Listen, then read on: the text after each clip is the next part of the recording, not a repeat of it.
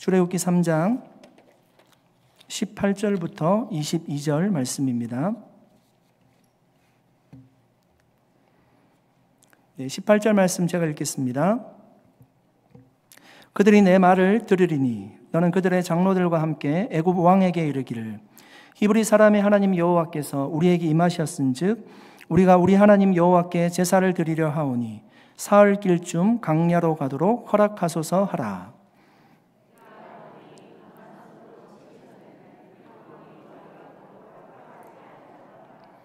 내가 내 손을 들어 애굽 중에 여러 가지 이적으로 그 나라를 친 후에야 그가 너희를 보내리라.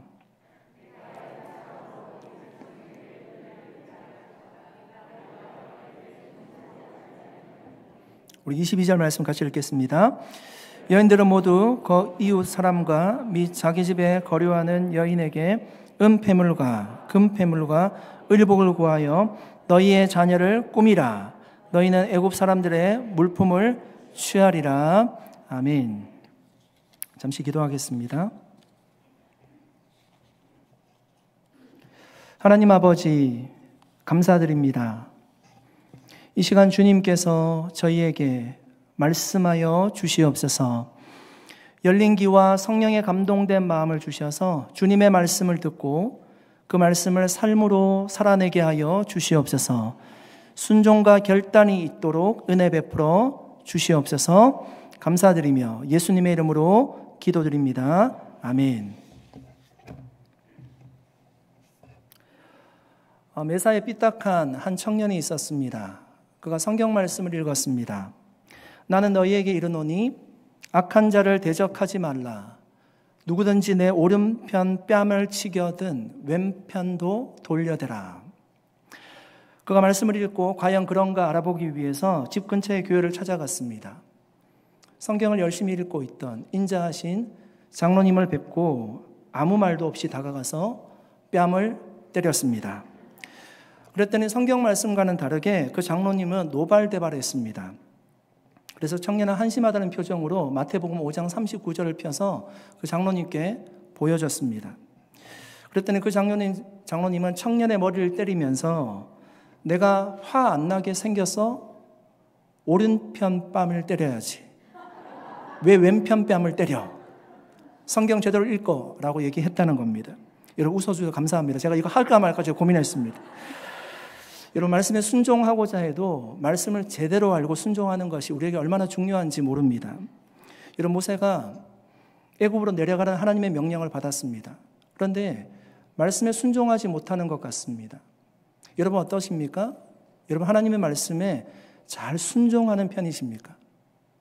우리가 하나님의 자녀인데 하나님의 말씀에 순종하는 것은 너무나 당연한 것 같은데 말씀에 순종하는 것이 그다지 쉽지 않아 보입니다. 왜 그럴까 생각해 보니까 우리가 먼저 우리의 상황과 처지를 먼저 돌아보기 때문입니다. 모세가요, 자기의 상황을 지금 너무나 정확하게 알고 있습니다. 미디안 광야에서 40년째 도망자로 살고 있습니다. 숨어서 지내고 있습니다. 과연 모세가 하나님의 말씀을 따라 애굽에 내려가서 바로에게 얘기하면 그의 말을 누가 듣겠습니까? 그가 자신의 처지를 생각할 때 그 말씀에 순종하기가 그만큼 어려웠다는 얘기입니다. 여러분 우리도 신앙생활 하다가 멈칫하게 되는 상황이 언제인가 하면 내 상황과 처지가 내 머리에 들어올 때입니다. 교회에서 예배를 드리고 은혜를 받고 하나님 앞에 결단하고 내가 그렇게 살아야 되겠노라고 생각했습니다. 집에 돌아갔습니다. 하나하나 생각이 나기 시작합니다. 이 상황 저 상황이 떠오르기 시작합니다. 그러면서 마음이 약간 바뀝니다. 하나님 해야 되긴 하지만 지금 굳이 하지 않아도 조금 있다가 하면 되지 않을까요? 1년 있다가 하면 되지 않을까요? 그러면서 스스로 위안하는 거죠. 내가 하나님 말씀에 순종하지 않은 것은 아니야. 하나님이 다 이해하실 거야. 라고 마음에 위안을 가지게 되는 겁니다. 여러분 그것이 과연 불순종이 아닐까 우리가 생각해 보는 겁니다. 여러분 하나님이 모세에게요. 지금 가라고 말씀하셨어요. 1년 뒤에 가라고 말씀하신 것이 아니라 지금 떠나라라고 말씀하셨습니다. 여러분 하나님 모세에게 보내시면서 그렇게 말씀하셨죠. 나는 스스로 있는 자이니라. 해석해보면 나는 전능하신 하나님이란 뜻입니다. 무슨 얘기인가 하면 너의 상황과 처지를 바라보지 말고 전능하신 나를 주목하라는 겁니다. 나를 바라보면 힘이 날 거라는 겁니다. 그 말씀에 순종하게 될 거라는 말씀입니다. 여러분, 순종은 습관이라는 사실을 아십니까? 모든 순종에는 믿음이 필요합니다. 모든 순종에는 믿음이 필요합니다. 믿음으로 순종하고 하나님의 역사를 경험하게 되면 그것이 자신의 영적인 습관이 된다는 겁니다. 여러분, 하나님이 아브라함에게 독자 이삭을 모리아산에 바치라고 얘기했습니다. 100세에 얻은 아들입니다. 너무나 귀한 아들이죠. 밤에 꿈을 꾸고 아침에 일어났는데 성경에 머뭇거렸다는 얘기가 나오지 않습니다. 아침에 짐을 챙겨서 일찍이 모리아산으로 떠납니다. 여러분, 정말 아브라함이 아들 이삭을 제물로 바쳐서 하나님 앞에 드리려고 했던 것입니까? 어떻게 그럴 수 있습니까?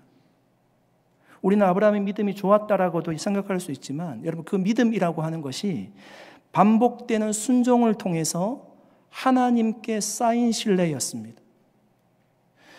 여러분, 아브라함 인생을 보시면요, 불순종과 순종의 경계를 많이 오가고 있어요. 애굽에 내려가지 말라고 해도 내려가지요.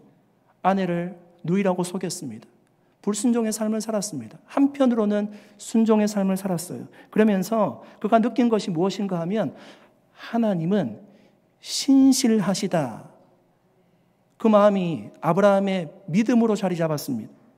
하나님은 못하실 것이 없음을 아브라함이 믿었다는 얘기입니다. 그래서 히브리서 기자는 아브라함의 믿음을 이렇게 얘기하고 있습니다. 히브리서 11장 19절 말씀입니다. 보이시는 분들은 같이 한번 읽어주시면 좋겠습니다. 한글로 한번 19절 말씀 같이 읽겠습니다. 그가 하나님이 능히 이삭을 죽은 자 가운데서 다시 살리실 줄로 생각한지라. 비유컨대 그를 죽은 자 가운데서 도로받은 것이니라. 아멘. 여러분, 여기까지 갈 때까지 아브라함이 굉장히 하나님이 신실하시다는 것을 경험하면서 왔다는 거예요. 그냥 여러분, 이런 믿음이 어떻게 생길까요? 자식을 죽일지라도 그 자식이 살아날 것을 아브라함이 믿었다는 얘기 아닙니까? 반복되는 믿음의 훈련의 결과였습니다. 여러분, 순종이라는 하는 것이 습관이 된다는 겁니다. 불순종도 습관이 되는, 똑같아요. 순종이 습관이 되듯이 불순종도 습관이 될 수 있습니다. 여러분, 순종과 불순종의 경계는 무엇으로 나눌 수 있을까요? 바로 믿음입니다. 믿음. 믿음으로 순종하면 여러분, 하나님의 놀라운 일하심을 경험할 수가 있습니다. 그렇게 하나님의 일하심을 경험하게 되면 그것이 순종의 습관이 된다는 겁니다. 계속적으로 반복적으로 그렇게 순종의 습관을 우리가 들여나가야 합니다. 여러분, 성화라고 하는 것이 한 번에 이렇게 올라가는 건 없어요. 성화는 꾸준하게 올라가다가도 내려가다가도 올라가다가 이렇게 올라가는 겁니다. 계속적으로 순종의 습관을 우리가 들여야 된다는 말씀이죠. 저는 저와 여러분이 우리의 상황과 처지를 먼저 바라볼 것이 아니라 우리에게 말씀하시는, 역사하시는 그 주님을 먼저 바라볼 수 있기를 예수님의 이름으로 간절히 축원드립니다. 하나님께서 아브라함에게 여러분 이삭을 바치라고 한 이유가 창세기 22장 1절에 보니까 그의 믿음을 시험해 보기 위함이었답니다. 그의 믿음을 시험해 보기 위함이었다. 이삭을 정말 하나님께서 태워서 제물로 받으려고 한 것이 결코 아니었습니다. 그러니까 하나님이 아브라함의 믿음을 지금 테스트해 보시는 겁니다. 정말 주님만 믿고 순종할 수 있는지를 시험해 보는 거죠. 사랑하는 성도 여러분, 하나님은 스스로 계시는 분이세요. 전능하신 분이세요. 순종만 하면 여러분 그 일을 이루시는 분은, 그 일을 만드시는 분은 하나님이신 줄 믿습니다. 여러분, 저와 여러분이 정말 두려워하지 마시고요. 상황과 처지를 바라보지 마시고요. 우리 가운데 역사하시는, 함께 하시는 그 주님을 바라볼 수 있기를 바랍니다. 순종이 정말 우리 영적인 습관이 되어서 하나님의 살아계심을 계속적으로 누릴 수 있는, 알 수 있는 저와 여러분 될 수 있기를 축복합니다. 하나님은 자신의 상황과 여러분 처지를 먼저 보고 멈칫하고 있는 모세에게 하나님 이렇게 말씀하십니다. 출애굽기 3장 18절 말씀입니다. 그들이 내 말을 들으리니 너는 그들의 장로들과 함께 애굽 왕에게 이르기를 히브리 사람의 하나님 여호와께서 우리에게 임하셨은즉 우리가 우리 하나님 여호와께 제사를 드리려 하오니 사흘 길쯤 광야로 가도록 허락하소서 하라. 이런 하나님께서 모세의 마음을 안정시켜 주십니다. 걱정하지 말라는 겁니다. 내가 애굽으로 내려가서 바로 왕에게 얘기하면 그가 너의 말을 들을 거다라고 확신을 주고 계십니다. 구체적으로 여러분 애굽 왕 바로에게 어떻게 말하라고 얘기하고 있습니까? 히브리 사람의 하나님 여호와께서 우리에게 임하셨은즉 우리가 우리 하나님 여호와께 제사를 드리려 하오니 사흘 길쯤 광야로 가도록 허락하소서. 여호와께 제사를 드리러 가겠다고 말하라는 겁니다. 여러분 정말 입이 떨어지기 어려웠을 것 같아요. 바로 앞에 가서 이 얘기를 어떻게 합니까? 근데 말하라고 얘기하죠. 바로의 입장에서는 갑자기 그것이 무슨 일인가? 아마 그런 생각이 들 겁니다. 여호와께 제사를 드리겠다는 의미를 우리가 해석해 보면 애굽의 많은 신들을 이제 더 이상 섬기지 않겠다는 의미예요. 내가 우상을 섬기지 않겠다는 의미입니다. 또 다른 의미로는 내가 바로의 명령을 따르지 않겠다는 거예요. 여호와의 명령을 따르겠다는 겁니다. 그러니까 여러분 바로가 들었을 때 굉장히 도전적인 말로 들릴 수 있을 겁니다. 하나님께 제사를 드리기 위해서 사흘 길쯤 광야로 가도록 허락해달라는 겁니다. 여러분 학자들은 그 사흘이라는 기간이 이스라엘 백성들이 지금 애굽 고센에 있던 그 땅에서 제사하기로 약속된 호렙산, 시내산까지의 거리가 아마 3일 정도 될 거라고 얘기합니다. 여러분 3일간 여행을 허락해달라는 것이 이스라엘 백성들 입장에서 우리가 읽었을 때는 바로에게 최대한 겸손히 요청한 요청으로 보일 수가 있지만 실제로 여러분 바로가 들었을 때는 그렇게 듣지 않았던 것 같습니다.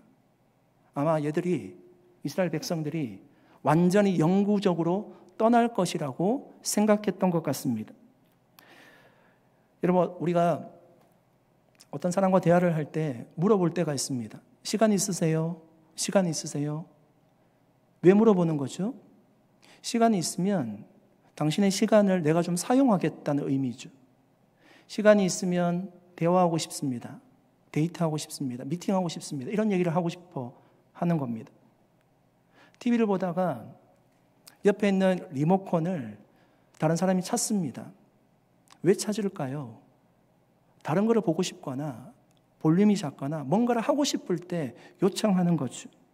여러분 이런 말들 속에는 정말 마음속에 원하는 다른 무엇이 있는 겁니다. 이스라엘 백성들이 지금 광야로 3일 길을 들어가서 제사할 것처럼 그렇게 얘기를 하지만 여러분 이 말씀을 영적인 눈으로 한번 적용해 볼 수 있기를 바랍니다. 이스라엘 백성들은 지금 어디에 살고 있죠, 여러분? 애굽이란 국가에 살고 있습니다. 그 애굽은 세상을 상징하는 곳이에요. 애굽을 다스리던 바로 왕은 누구입니까? 세상을 통치하는 사단을 상징합니다.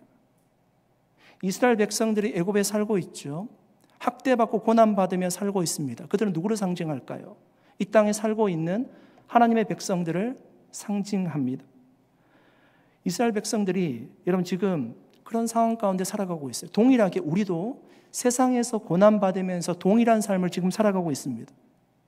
여러분 사단이 우리가 예수를 믿으려고 할 때 바로가 이스라엘 백성들을 보내주지 않으려고 끝까지 붙잡고 있으려고 하듯이 그렇게 절대로 빼앗기지 않으려고 놓아주지 않으려고 합니다. 왜냐하면 사단의 왕국이 그 죄인들에 의해서 유지되기 때문입니다. 여러분 전도해 보셨습니까? 전도해 보신 분들은 알겠지만 전도하는 것이 정말 쉽지 않습니다. 왜 전도하기 쉽지 않는가 하면 바로 사단이 자신의 백성들을 놓아주지 않으려 하기 때문입니다. 여러분 자신의 손아귀에 죄인 한 사람을 이게 구원해내는 것이, 사단이 붙잡고 있는 죄인 한 사람을 구원해내는 것이 얼마나 힘든 일이면 주님이 이렇게까지 말씀하셨을까요? 누가복음 15장 7절에 이런 말씀이 있습니다. 내가 너희에게 이르노니 이와 같이 죄인 한 사람이 회개하면 하늘에서는 회개할 것 없는 의인 99으로 인하여 기뻐하는 것보다 더하리라. 여러분, 죄인 한 사람이 사단의 손아귀에서 풀려나서 하나님의 자녀가 된다는 것이 주님께도 이 정도로 기쁜 일입니다. 반대로 얘기해 보면 사단이 끝까지 자신의 백성들을 놓지 않으려고 노력하고 있다는 얘기입니다. 제가 미국에 처음 와서 남가주에 살 때 미국 교회를 좀 배우기 위해서 갈보리 채플이라는 곳에 제가 몇 달간 다닌 적이 있습니다. 척 스미스 목사님이 목회하던 교회였습니다. 척 스미스 목사님이 다른 교회 초청을 받고요, 집회를 인도하러 갔습니다. 교인이 약 40명쯤 모이는 교회였는데 교인 대다수가 노인들이었습니다. 그날 척 스미스 목사님이 설교한 주제가 바로 전도에 관한 것이었습니다. 설교 시간 내내 교인들의 반응이 무반응이었습니다. 설교하기가 굉장히 힘들었습니다. 설교를 마치고 그 척 스미스 목사님이 그 교회에 담임하는 목사님에게 오늘 설교하기가 너무 어려웠다고 그런 얘기를 나누었습니다. 그래서 그 교회 담임 목사가 한숨을 쉬면서 말했습니다. 그럴 수밖에요. 우리 교회 교인들은 절대로 전도하지 않습니다. 어쩌다 새신자가 오기라도 하면 어떻게 해서든지 그를 쫓아내려고 길을 씁니다. 깜짝 놀란 척 스미스 목사님이 물었습니다. 아니, 왜 그러는지 이유라도 압시다. 왜 그러십니까? 담임 목사는 한숨을 쉬며 말했습니다. 우리 교회 뒷뜰에 묘지가 있는데 묘지가 30개밖에 남지 않았습니다. 그래서 교인들이 오는 것을 좋아하지 않는다는 겁니다. 여러분, 실화입니다. 여러분, 저는 이 이야기를 읽으면서 무엇을 느꼈는가 하면요, 사단이 교인들의 마음까지라도 냉담하게 만들어서 자신의 백성들을 빼앗기지 않으려고 하는 것을 생각해 보았습니다. 여러분, 이 이야기가 교회에 대한 비판의 말이기도 하지만 저는 이 말씀이 어쩌면 우리에게 위로가 되는 말씀인 것 같습니다. 여러분, 전도해 보십시오. 교회에서 일을 해 보십시오. 열매가 그렇게 쉽게 달리지 않습니다. 그때 우리는 실망하거나 낙심할 수 있죠. 저도 마찬가지입니다. 열심히 무엇을 했는데 그에 대한 성과가 없으면 얼마나 낙심되는지 모릅니다. 우리가 다 마찬가지입니다. 그때 여러분, 우리가 무엇을 생각해야 되는가 하면, 아, 이것은 사단이 하는 짓이구나, 그렇게 생각하시면 됩니다. 우리의 잘못이 아니에요. 우리의 능력이 부족해서가 아닙니다. 모세가 이스라엘 백성들을 구원해내기 위해서 10번을 찾아갔어요. 얼마나 심한 수모를 당했는지 모릅니다. 영적인 전투가 그렇게 호락호락하지 않다는 겁니다. 여러분, 우리의 힘으로 영적인 존재의 사단을 우리가 상대할 수 있을까요? 그렇지가 않습니다. 성경의 위대한 신앙의 인물들도요, 사단이 공격해 올 때 다 넘어갔어요. 우리의 힘으로 상대하기 버거운 존재입니다. 아니, 우리의 힘만으로 도저히 사단의 세력을 꺾을 수가 없습니다.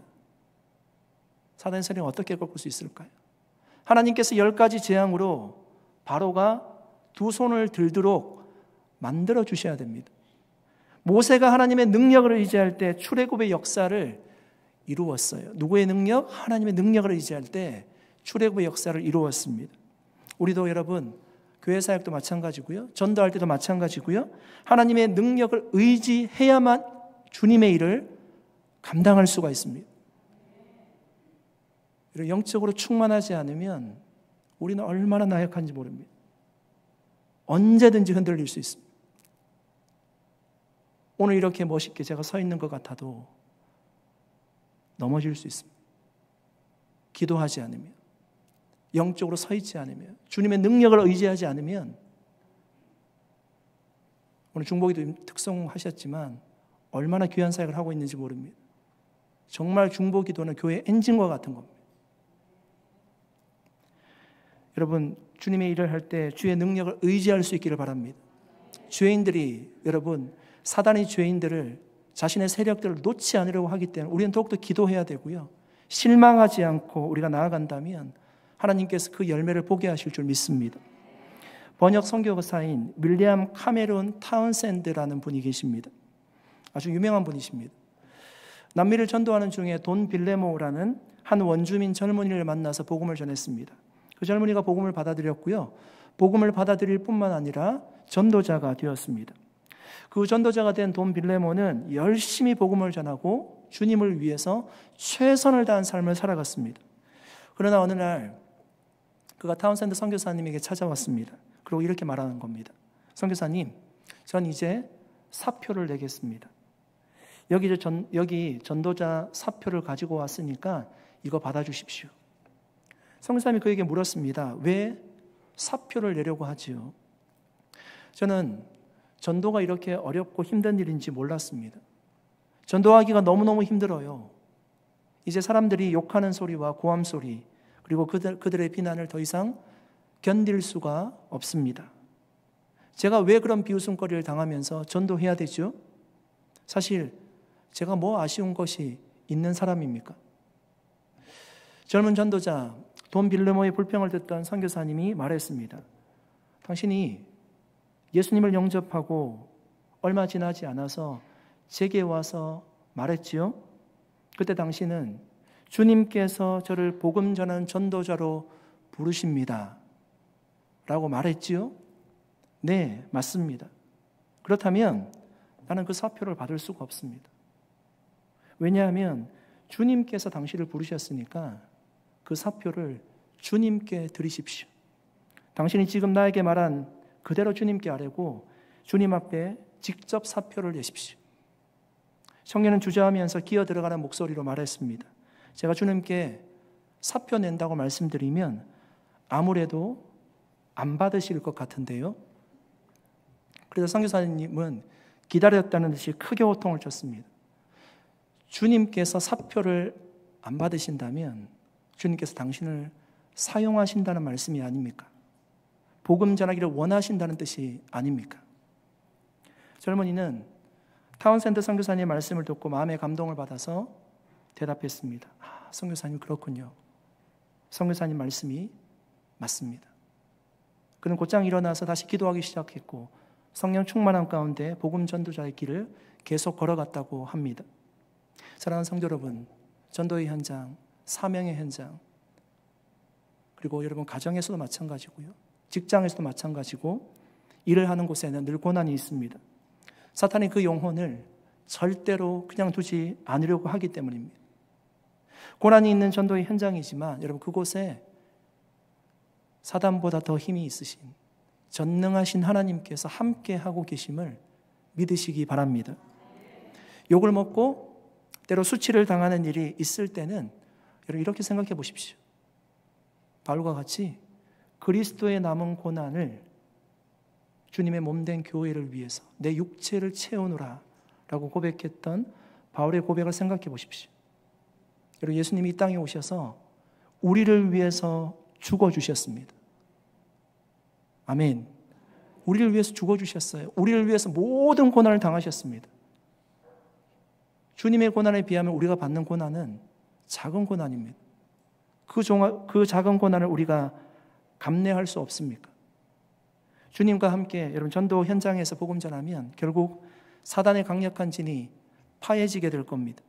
그 영혼도 하나님의 자녀가 되는 놀라운 은혜가 있을 줄 믿습니다. 이것이 여러분 하나님께서 얼마나 기뻐하는 일이면 하늘에 있는 의인 99을 인하여 기뻐하는 것보다 한 명의 죄인이 이 땅에서 주님 믿는 것이 더 기뻐한다라고 말씀하여 주셨겠습니까? 우리가 그렇게 사명의 현장에서 주의 일을 감당함으로 정말 하나님 앞에 최고의 기쁨을 드리는 그런 귀한 삶을 살아갈 수 있기를 주님의 이름으로 간절히 축복합니다. 여러분 21절, 22절 말씀 보이시는 분들은 한번 같이 읽어주시면 감사하겠습니다. 같이 읽겠습니다. 시작. 내가 애굽 사람으로 은혜를 입히게 할지라. 너희가 나갈 때에 빈손으로 가지 아니하리니 여인들은 모두 그 이웃 사람과 이 자기 집에 거류하는 여인에게 은폐물과 금폐물과 의복을 구하여 너희의 자녀를 꾸미라. 너희는 애굽 사람들의 물품을 취하리라. 아멘. 여러분, 결국 애굽 왕 바로는 두 손을 들게 될 겁니다. 어떻게? 하나님의 심판을 받고요. 10가지 이적 심판을 받고 이스라엘 백성들을 내어주게 될 겁니다. 우리 생각에는 참 미련하게 보이죠. 첫 번째 심판에 있을 때 내어보내면 좋을 것 같은데 그렇지 않았습니다. 결국은 애굽의 모든 장자가 죽고 나서야 그가 두 손을 들고 이스라엘 백성들을 내어보내게 됩니다. 그때 여러분, 이스라엘 백성들이 빈손으로 나오지 않고요. 오늘 말씀을 보니까 어떻게? 애굽 사람들에게 금, 은, 의복, 모든 좋은 것을 다 취하여서 나오게 되었습니다. 약탈이나 도적질을 한 것이 아니었습니다. 이웃 사람들이 다 물건을, 좋은 물건들을 다 내어준 겁니다. 그동안 여러분, 이스라엘 백성들이 애굽에서 살아가면서 강제 노역과 심한 일들을 하면서 굉장한 고통 가운데 지냈습니다. 무슨 얘기인가 하면 하나님께서 그들을 보상해 주셨다는 겁니다. 여러분, 하나님은 이스라엘 백성들을 애굽에서 구원해 내실 뿐만 아니라 그들에게 보상도 해 주셨습니다. 저는 하나님이 우리에게 동일하게 역사해 주실 줄 믿습니다. 우리도 여러분, 하나님의 자녀로 이 땅에서 우리가 고통을 당할 때가 얼마나 많이 있습니까? 여러모로. 그런데 여러분, 하나님이 그것 다 알고 계신다는 겁니다. 그리고 그리스도를 위해 받은 고난을 다 보상해 주십니다. 저는 이런 메시지를 나눌 때마다 제가 굉장히 미안해집니다. 성경에 나와 있는 진리인데도 불구하고 제가 뭘 한 것이 있는데 하나님이 정말 볼품없는 사람을 정말 주님 믿게 하셔서 하나님의 자녀로 살아가게 해주신 것도 너무너무 감사한데 그것을 기억하고 계시고 보상해 주신다는 의미가 저한테는 너무 과분하게 느껴집니다. 여러분, 히브리서 11장 26절은 모세의 이런 믿음을 이렇게 기록하고 있습니다. 그리스도를 위하여 받는 수모를 애굽의 모든 보화보다 더 큰 재물로 여겼으니 이는 상 주심을 바라봄이라. 여러분, 모세가요, 구약시대 사람이잖아요. 그런데 자신이 받는 고난을 어떻게 해석하는가 하면 내가 받는 고난이 내 고난이 아니라 그리스도를 위해 받는 고난이라고 생각했다는 겁니다. 그리고 이 고난보다, 그러니까 애굽에 있는 모든 보화보다 이 고난이 더 귀하게 생각했다는 거예요. 그리고 어떻게? 하나님께서 상 주실 이심을, 상이 기다리고 있음을 그가 믿었다라고 얘기합니다. 여러분, 기억하십시오. 우리가 그리스도를 위해 받는 고난에 비례해서 하나님이 우리에게 상을 주실 겁니다. 그래서 여러분, 고난이 있을 때, 우리가 신앙생활을 하다가 어려움이 있을 때, 힘든 일이 있을 때 하늘에 우리의 보상이, 상급이 쌓이고 있다라고 생각하십시오. 그러면 정말 마음속에서 힘이 납니다. 아, 정말 하나님께서 나를 생각하시고 사랑하시는구나.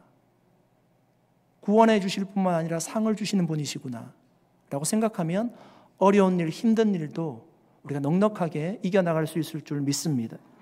예수님도 산상수훈을 강론하실 때 제자들에게 동일한 약속의 말씀을 하셨습니다. 마태복음 5장 11절 12절 말씀입니다. 나로 말미암아 너희를 욕하고 박해하고 거짓으로 너희를 거슬러 모든 악한 말을 할 때에는 너희에게 복이 있나니 기뻐하고 즐거워하라. 하늘에서 너희의 상이 큼이라.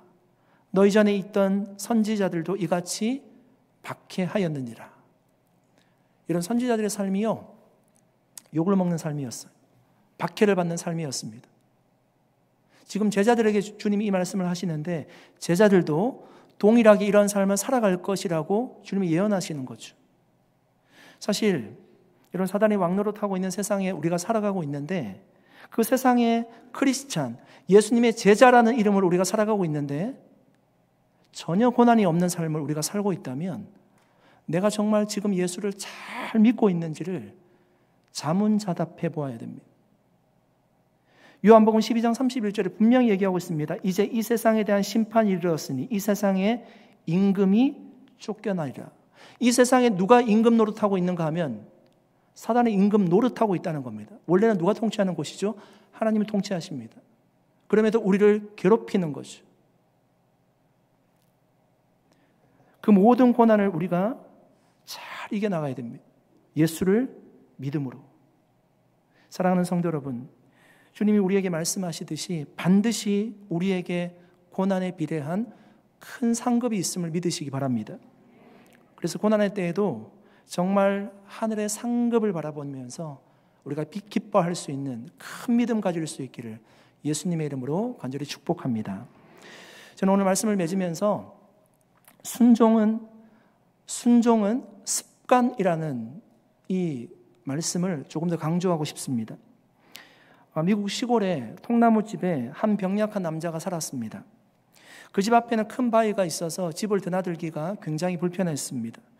어느 날 하나님이 꿈에 그에게 나타나셔서 말씀하셨습니다. 사랑하는 아들아, 집 앞에 바위를 매일 밀어라. 사랑하는 아들아, 집 앞에 바위를 매일 밀어라. 그때부터 그 병약한 남자는 희망을 품고 매일 바위를 밀었습니다. 8개월이 지났을 무렵에 그 남자는 점차 자신의 꿈에 회의가 들기 시작했습니다. 아무리 생각해봐도 바위의 위치가 전혀 변한 것 같지 않았기 때문입니다. 이상한 생각이 들어서 바위 위치를 자세히 측량해 보니까 단 1인치도 움직이지 않았습니다. 그는 현관에 앉아서 8개월 이상의 자신의 노력이 헛것이었다는 것을 생각하고 엉엉 울고 있었습니다. 바로 그때 하나님 찾아와서 그에게 말씀하십니다. 사랑하는 아들아, 왜 그렇게 슬퍼하지? 병약한 남자는 이렇게 대답했습니다. 하나님 때문입니다. 하나님 때문입니다. 하나님 말대로 지난 8개월 동안 희망을 품고 열심히 바위를 밀었는데 바위가 전혀 옮겨지지 않았습니다. 그때 하나님 말씀하십니다. 나는 내게 바위를 옮기라고 말한 적이 없단다. 그냥 바위를 밀라고 했을 뿐이야. 이제 돌아가서 거울로 내 자신을 한번 바라보렴. 거울 앞에 선 그 남자는, 병약한 그 남자는 건강한 남자로 변화되어 있었습니다. 거울에 비춰진 그 남자가 생각합니다. 아, 그렇지. 지난 8개월 동안 밤마다 하던 기침이 없었구나. 매일 기분이 상쾌했었고 내가 잠도 잘 잤었지. 여러분, 하나님의 계획은 바위를 옮기는 것이 아니라 그 사람을 변화시키는 것이었습니다. 그에게 일어난 변화는 바위를 옮겼기 때문에 변화된 것이 아니라 바위를 매일 밀었기 때문에, 단순히 하나님 말씀에 순종했기 때문에 그가 변화된 것입니다. 사랑하는 성도 여러분, 순종만 하면 변화는 하나님이 일으키시는 줄 믿습니다. 여러분, 예수님께서 이 땅에 오셨습니다. 순종하기 위해서 오셨어요. 하나님의 말씀을 따라서 순종해서 십자가까지 지셨습니다. 우리가 순종하면요, 주님의 성품을 닮을 수가 있어요. 부드러워지는 사람이 될 수 있습니다. 순종하면 열매 맺게 하시는 분은 하나님이십니다. 애굽에 내려가는 것, 우리 눈에 정말 불가능한 일입니다. 제 눈에도 그렇게 보이거든요. 어떻게 갑니까, 애굽에? 그 바로왕 앞에서 어떻게 얘기합니까?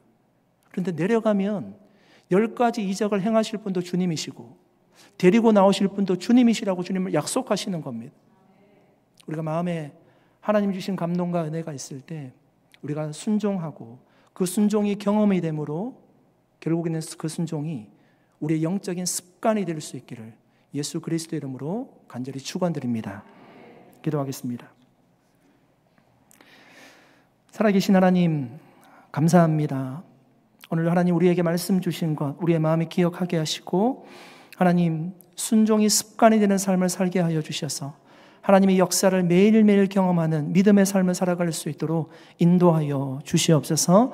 감사드리옵고 예수님의 이름으로 기도드립니다. 아멘. 우리 자리